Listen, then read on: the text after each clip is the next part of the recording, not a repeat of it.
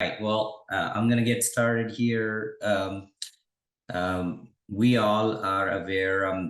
I didn't get to see what the makeup was for the audience here, but I'm assuming a majority of you are joining from Ohio or the Midwest, where few of you would need convincing that drainage is a necessity for our crop production.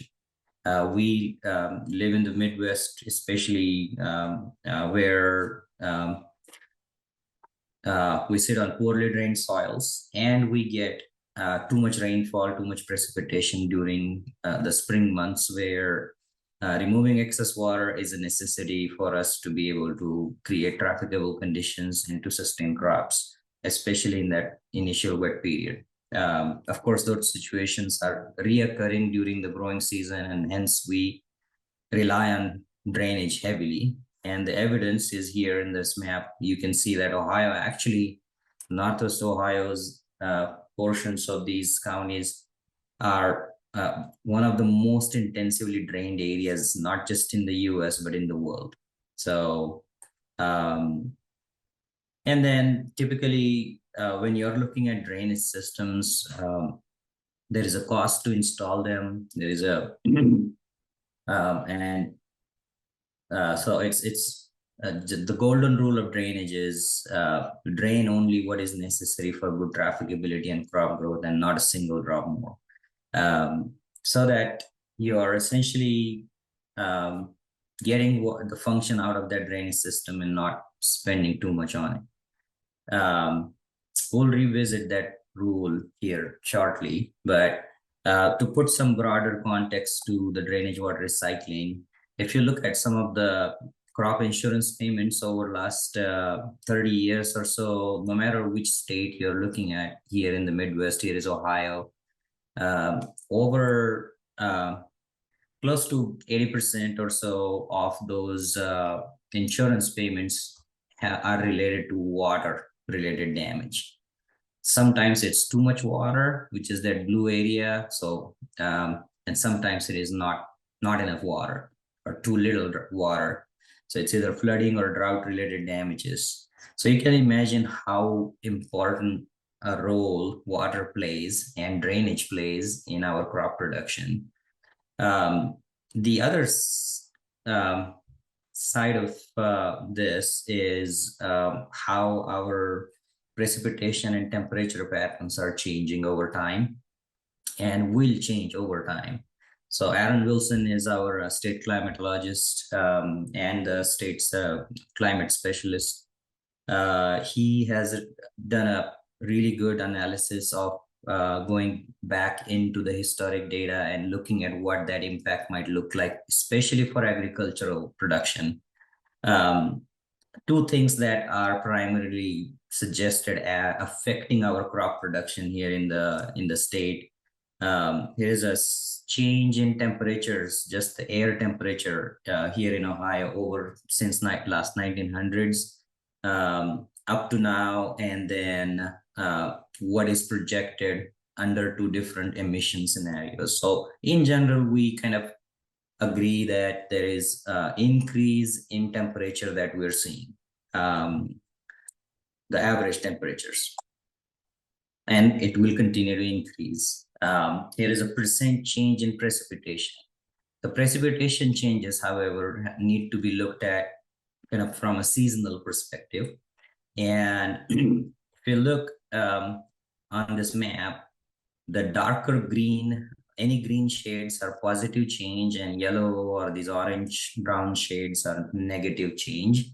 So what you observe, the first thing you observe here is, especially for Ohio, it's difficult to see here on this map, but at least for Ohio, you're looking at positive change or slight increase in that precipitation in winter and spring. The other characteristic that's not reflected here is it's going to come in buckets. You're going to get more and more larger events or extreme events. But the picture changes in summer. In summer, we're actually going to see less rainfall. And then we're also going to see an increase in the drought periods. So number of days that you don't have any rainfall. you might see that frequency increase as well. So what you're looking at in general is definitely too much water in spring. And then in late summer now, we're going to start seeing somewhat of a drought stress. Uh, there is another very simplistic way of looking at this future projections is a study kind of suggests that, well, by the end of this century, you should expect Ohio's summers to resemble more like today's Arkansas summers, and winters to resemble more like today's North Carolina winters. So just to put things in perspective, there is going to be a significant increase in the temperature that might cause more evaporation of water, and hence might cause more of the drought conditions.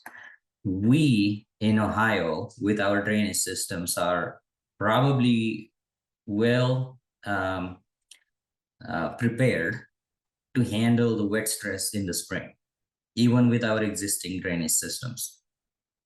So the bigger concern here is what is going to happen if we start seeing more and more droughts. So the other broader context I wanted to point out here is the all the conversation we're having on water quality. So if you imagine farming today, we are farming not just for profitability, we're also farming for a reduced environmental footprint or ecological footprint. That is becoming our new normal now. So with all the attention on Lake Erie, we know that phosphorus transport plays a major role in the extent of those harmful algal blooms in Lake Erie, and similarly, for the Gulf of Mexico hypoxic zone, the nitrogen transport is kind of a key parameter of concern. No matter which water body you're looking at, you are looking at phosphorus and nitrogen together as being the culprits for harmful algal blooms. You need a little bit of both to fuel those. So the main question is how do we farm profitably when we are faced with some of these challenges? How do we sustain? So of course there is practices that are being suggested. There is a long list of practices beyond what you see here on my screen, but conservation drainage. So drainage no longer can be drainage. It needs to be a conservation drainage, and you can implement conservation at different levels. It could be in field, it could be edge of field, or it could be in stream. I'm probably going to focus more on the edge of field component, where we're looking at drainage water management and drainage water recycling. Of course, Mark talked about wetlands, and they are a key component of this solution as well. So with that, we're going to start by looking at how the annual water budget looks like for a typical farm field here in Ohio. So on average, if you look at the state, we're looking at about 40 inches of rainfall. But of course, there is some spatial variability. As you start from the northwest corner of the state, you're looking at slightly less rainfall than the annual average reported for Ohio. So somewhere between 32 and 36 inches. As you go further south and east, you're looking at reaching that 40-inch threshold, or sometimes exceeding, depending upon which time period you're looking at. So this is a average between 1930 and 1980s. This is the average between the 1950 through 2020. But in general, I think 40 inches is a good number to use. Just know that here in these counties, you're actually getting a little bit less than 40. All right, so what we did was Dr. Kevin King and his group with the USDA ARS Soil Drainage Research Unit, they have a extensive edge of field monitoring network here in Northwest Ohio. all those little dots are their monitoring points. Some are, there may be a point that I monitor here, but about 200 site years of data is what we had available. And when you put together all of the 200 site years of data from these farm fields and look at how the water budget looks like, we came up with about 40 inches of annual precipitation on average. Out of that 40 inches, about 22 inches plus or minus 5 inches goes back right into the atmosphere as evapotranspiration. So the crops are transpiring, taking the water out of soil, and there is also evaporation happening throughout the year. So these are annual numbers. So out of the 40, 22 inches goes right back into the atmosphere. About 18 or 20 inches that is left in the soil. About 11 plus or minus 4, so 11 to 15 or 10 to 15 inches of water actually finds its way out of the tile outlet.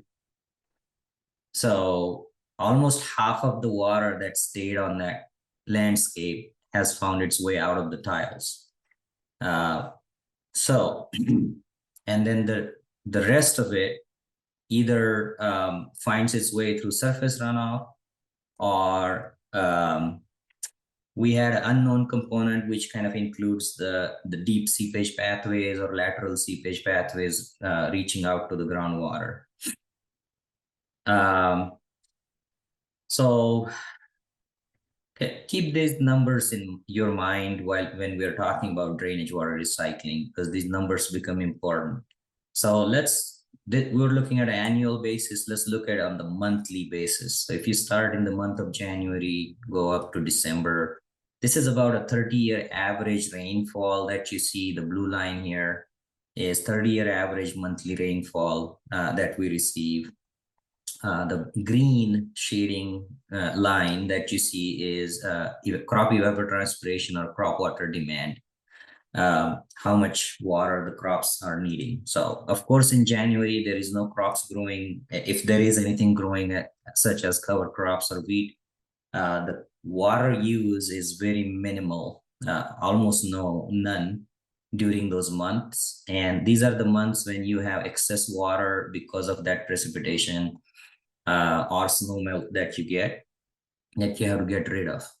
But the picture kind of changes when you get into the months of June, July, and August. We're still getting about 4 inches of rain in any given month, but the crop water demand significantly goes up during those months. So what you're looking at is, naturally in Ohio, when we're going, especially grain crops, corn and soybean, our crops grow with a natural deficit. So whatever crop yields you're seeing in your rain-fed systems, they are despite of that deficit. It would be interesting to quantify what that deficit looks like, because that's the missed opportunity. If you could provide that difference between how much you got in rainfall and how much the crop actually wants to transpire, you could be looking at potential yield gain. So just to put things in perspective, I gave you a 30-year average, but in any given year, these graphs can look crazy. This is 2023. And this really is a good example where we had probably not that bad a precipitation pattern in the winter months, but right after planting, the faucet kind of turned off, and we almost did not have enough rainfall. So that shading that you see is the 30-year average. So we had below average rainfall in those 2 months, causing another spell of deficit. But then we had some counties like Wood County here, where we recovered that deficit because there was a little more rain in July and August. So if you look at the distribution across Ohio this year, this last year, it's really interesting. Some counties are looking at their bumper yields for corn and soybeans, and some counties have looked at their worst yields because of the drought stress. So when you put all this together, our estimate is that our crops are, our grain crops especially, are short by about 5 to 5.5 inches in a season, in any given year, in an average year. And then this deficit is not consistent between June and September. In July, August, and September, that it reaches a peak, and that peak demand is about a quarter of an inch per day. So if there was enough water, the corn especially has the potential to pump out about quarter of an inch of water from that soil profile in one day. So that kind of becomes our reference point here, is a number of like 5 inches of deficit. Now, I just mentioned earlier that we're looking at a warmer future, which means there is going to be a little more evaporation, and maybe this demand would change. This is the current deficit. Maybe that deficit would be greater in future. And if there was greater deficit, what is the potential for the crops to stay at the crop yield levels that you're seeing now? Or are those crop yield, is that crop yield potential going to drop just because the deficit now is going to increase?